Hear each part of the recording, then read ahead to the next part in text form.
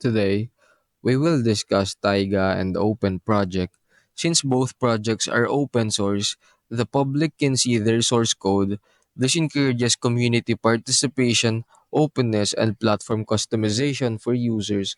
Because both platforms are web based, teams may use a web browser to access them from a variety of devices and places. Now, let's examine the main features of these two platforms. Taiga is a project management application that is open source, facilitating agile project management which incorporates with Scrum and Kanban techniques. Taiga, software development supervision, Scrum sprints, Kanban boards, project management, and problem tracking.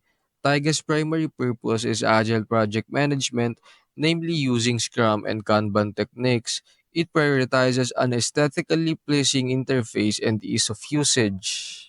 Open Project is an all-in-one project management solution.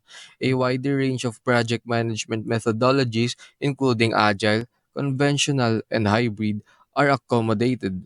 It has excellent reporting, monitoring, and planning skills, wide range of features such as Gantt charts, tracking time, and expense reporting, support for various strategies, excellent project planning skills, strong on-site capability. All in all, Taiga and the Open Project are both open source initiatives. This implies that its source code is openly accessible, encouraging community participation and permitting personalization. Self hosting is an option for both systems, allowing users to manage their own infrastructure and data. Both offer a certain amount of analytics to monitor email campaign performance.